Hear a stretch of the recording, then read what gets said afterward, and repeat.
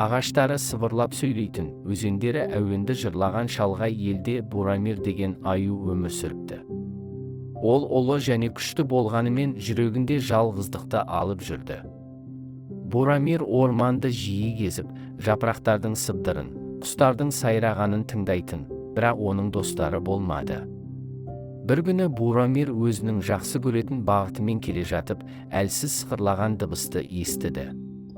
Ол тоқтап тыңдады. Ағаштан сықырлаған дауыс шықты. Бурамир жақындап келіп, бұтақтардың арасында түрлі түсті қауырсындары тұрып қалған кішкентай құсты көрді. Құс қорқып, дәрменсіз көрінді. «Қорықпа, кішкентайым», деді Бурамир ақырын, «мен саған зиян тигізбеймін». «Не болды?» «Мен құладым да, қанатымды сындырып алдым», деп кідірді құс көз жасын әрең ұстап. «Менің атым Филинка, менің атым Бурамир», деп күлді аю. «Сізге көмектесуге рұқсат етіңіз». Бурамир абайлап Филинканы үлкен табандарына алып, өз ұясына апарды. Ол жерден құсқа ұя салатын жапырақтар мен жұмсақ шөп тапты. Аю күн сайын жаңа досына қарап, оған тамақ әкеліп, қанатын емдеуге көмектесті. Бірнеше апта өтті, ақыры Филинка қайтадан ұша алды. Бірақ бұл кезде Бурамир мен Филинка жақын достарға айналды. Олар бірге уақыт өткізіп, ойнап сөйлесті. Бурамир Филинканың әндерін түсінуді үйренді, ал Филинка аюдан жердегі өмір туралы көп нәрсені білді. Бір күні олар далада бірге отырып күннің батуын тамашалағанда Филинка, «Білесің бе, Бурамир, мен әрқашан құстар басқа құстармен ғана дос болады деп ойлайтынмын. Бірақ сен маған шынайы достықтың шекарасыз екенін көрсеттің. Сіз мен қалаған ең жақсы доссыз». «Ал сен, Филинка», деп жауап берді Бурамир, «маған кішкентай нәрселерден ләззат алуға және әлемді екінші жағынан көруге үйреттің. Танысқанымызға қуаныштымын». Содан бері Бурамир мен Филинка ажырамас дос болып кетті. Олар барлығына шынайы достық мүмкін екенін дәлелдеді, тіпті сіз мүлдем басқаша болсаңыз да. Өйткені достықта ең бастысы қамқорлық пен өзара түсіністік. Бір күні кезекті серуенде Бурамир мен Филинка бұрын көрмеген бір түрлі ағашқа тап болды.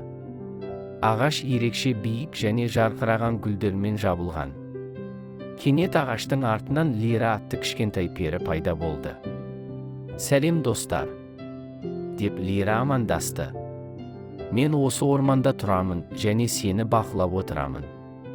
Сіздің достығыңыз мені шабыттандырды және мен сізге бір нәрсе көрсеткім келеді». Пері сиқырлы таяқшасын бұлғап, олардың алдынан жасырын сарқырамаға апаратын алтын жол пайда болды. Сарқырама қарапайым емес еді, оның суы асыл тастардай жарқырап, әуезді дыбыстар жасады.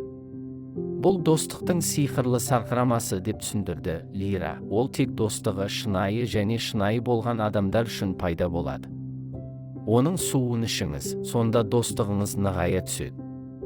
Бурамир мен Филинка сарқырамаға жақындап мөлдір суынан ішті. Олар жүректері жылу мен нұрға толғанын сезінді. Осы сәттен бастап олардың достығы ажырамастай болды. Олардың бақытын көрген Лира күлімсіреп, артына сәл нұрлы із қалдырып, жоғалып кетті.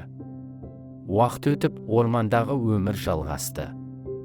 Бурамир мен Филинка көмекке мұқтаж басқа жануарларға көмектесіп, достық сиқырлы сарқырама туралы айтып берді. Олардың жақсы атағы орманның сыртына тарады, және көп ұзамай олар тіпті алыс патшалықтарда да танымал болды. Бір күні оларға Оришенка деген тиын келді. Көңілдері көтеріліп, көрші ормандағы жаңғақтардың бәрі жойылып, жануарлардың аштан қырылып жатқанын айтты. «Біз көмектесуіміз керек», деді Бурамир батыл түрде. «Филинка, менімен бірге ұшасыз ба?» «Әрине», деп жауап берді Филинка, «біз бірге кез келген қиындықты жеңе аламыз». Бурамир мен Филинка көрші орманға кетті. Олар ескемен ағашына апаратын үлкен іздер тапты. Онда олар жаңғақ салынған дорбаларды алып бара жатқан үлкен тролльді көрді. «Ей, тролль!» деп айқайлады Бурамир, «жаңғақтарды қайтар, бұл орман тұрғындарының тамағы». Бұл менің жаңғақтарым, деп айқайлады тролль. Мен оларды таптым және бермеймін. Үкі ауаға ұшып тролльді айналып ұшып, оны шырылдап алаңдатты. Тролль Филинканы ұстауға тырысып жатқанда, Бурамир абайлап сөмкелерге жетіп, оларды шеше бастады. Тролль, сен неге жалғызсың? Деп сұрады Филинка тролльдің назарын аударып. Сенің достарың жоқ, солай ма? Жоқ, деп күңіренді тролль. Менімен ешкім дос болғысы келмейді. Сіз мейірімді болуға және басқаларға көмектесуге тырыстыңыз ба? Деп сұрады Филинка. Тролль ойланып қалды да, осы арада Бурамир барлық сөмкелерді шешіп алып, орман жануарларына жаңғақтарды қайтарып берді. Жаңғақтарды қайтаруға көмектесуге тырысыңыз деп ұсынды Бурамир. Мүмкін сіз жаңа достар таба аласыз. Тролль құлықсыз келісті. Олар бірге барлық жаңғақтарды қайтарды, ал орман жануарлары оларға алғыстарын білдірді. Тролль алғаш рет жақсылық жасағанның қуанышын сезінді. Ол басқаларға көмектесе бастады және көп ұзамай көптеген достар тапты. Бурамир мен Филинка тамақты қайтарып қана қоймай, тролльге жаңа өмірге мүмкіндік бергеніне риза болып, үйлеріне қайтты.